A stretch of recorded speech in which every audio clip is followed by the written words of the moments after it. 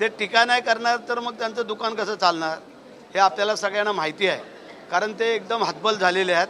त्याच्यामुळे टीका टिप्पणी करून जनतेचा काय आपल्याप्रती भाव निर्माण होतो म्हणून ते बघत असतील. पण मी तुम्हाला एक सांगू इच्छितो, त्यांनी कितीही टीका टिप्पणी केली तरी आमची महायुती अभेद आहे, ती कधीही विभागणार नाही आहे. तुमचीच महाआघाडी एकत्र आहे का ते पहिलं पाहावं.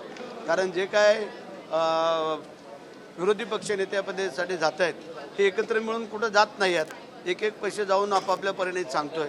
त्यांनी सगळ्यांनी एकत्र जाऊन सगळ्यांना सांगावं काय आहे ते, पण ते एकत्र होऊ शकत नाही. पण ते एकच पक्ष होता, सगळे पक्ष कुठं होते. आणि त्याच्यामुळे आम्ही तेच सांगतोय, सगळ्यांनी एकत्र येऊन काय असेल ते सांगावं. कारण काँग्रेस वेगळं सांगतोय, शिवसेना वेगळं सांगतंय, अदरवाईज सगळे वेगळं सांगतायत. त्यासाठी त्यांनी पहिले एकत्र व्हावं आघाडीने, मग सांगावं.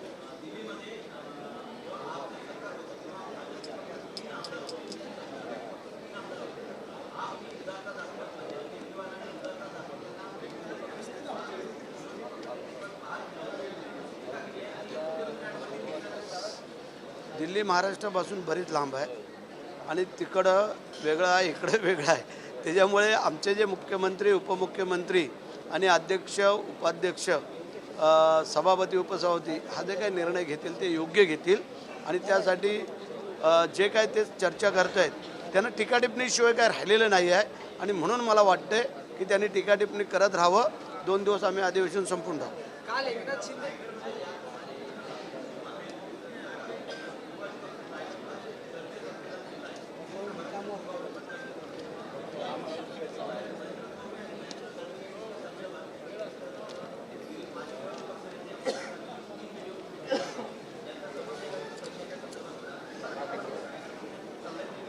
आज मुख्यमंत्री उपमुख्यमंत्री आम्ही चर्चा करणार आहे की आम्ही सभागृहामध्ये हा विषय चर्चेला आणतो आहे की उद्या कोणी जर उठून असे बदनामी कराल त्यांनी रिॲलिटी असेल ते दाखवावं.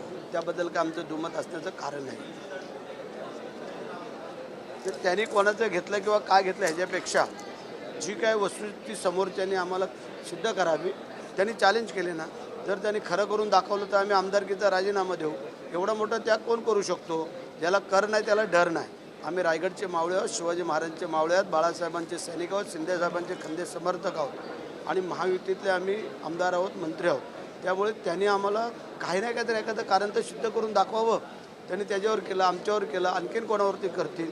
ते करत असताना त्याची सत्यता तर पडताळायला पाहिजे हे आमचं म्हणणं आहे. आणि तुम्ही लोकांनी पण पूर्ण खात्री केल्याशिवाय काही गोष्टी जे काही प्रसिद्धी माध्यमाला करताय ते पण मला वाटतं योग्य नाही असं आम्हाला वाटतं आहे.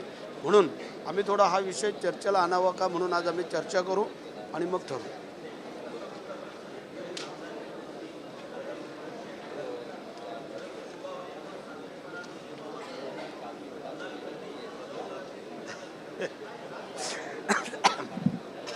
राज काय नाही आणि भाज काय नाही. आम्ही साधे सुधे आमदार, आम्ही ग्रामीण भागातले आमदार आहात आणि शिवाजी महाराजांचे मावळ्यात मग सांगितलं बाळासाहेबांचे शिवसैनिक आहात आणि एकनाथ शिंदे साहेबांचे खंदे समर्थक म्हणून आम्ही काम करतो आहे. जे आमचे नेते मंडळी ज्यांनी जसं आत्तापर्यंत काम केलं किंवा त्याप्रमाणे आम्ही करतो आहे. आम्ही शेठ जरूर आहोत पण गरिबांचे आहोत. कारण गरिबाला मदत करणं हा आमचा धर्म आहे आणि त्याच्यामुळेच आम्हाला लोकांनी 4-4 वेळेला निवडून दिलेलं आहे. त्यामुळे साधं राहिलं आणि वेगळं राहिलं त्यामध्ये फरक काय आहे? साधं राहू तेवढं लोक आपलंसं करतात. वेगळं तुम्ही राहाल, लोकांपासून दूर राहाल तर लोक मग तुम्हाला दूर केल्याशिवाय राहत नाही आहेत. म्हणून आम्ही साधे राहतो.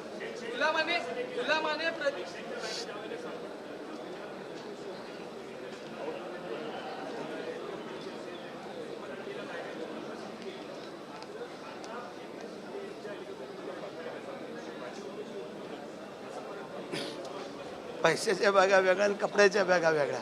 शिंदेसाहेब कपड्यांच्या बॅगाच बरोबर घेऊन फिरतात, पैशाच्या बॅगा घेऊन फिरण्याचं काही कारण नाही आहे.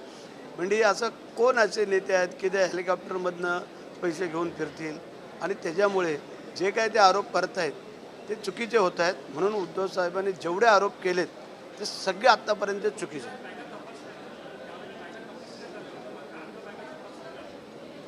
ज्यावेळेला आम्ही विमानतळावरती जातो तेव्हा बॅगा तपासल्या जातात, कपडे आहेत काय आहेत ते. त्यामुळे परत तपासण्याची काही वेळ येत नाही. गुलामाने प्रतिक्रिया द्यायची नसते, फटा काढायची काही गरज नाही असं उद्धव ठाकरे शिंदेंना म्हणाले. गुलाम आणि गांडूळ ही जी काय प्रतिक्रिया ज्यांनी दिलेली आहे ती त्यांनाच लागू होते असं आम्हाला वाटतंय. त्याचं कारण आहे, कारण जो काय गुलाम असता तर गुलामाने काय चमत्कार केला 2022 सालामध्ये हे आपण पाहिलं. आणि गांडूळ असता तर 2024ची महायुतीची सत्ता परत आली नसती. त्याच्यामुळे शिंदेसाहेबांचा नाद आणि देवेंद्रजींचा नाद कोणी करू नये असं मला वाटतंय.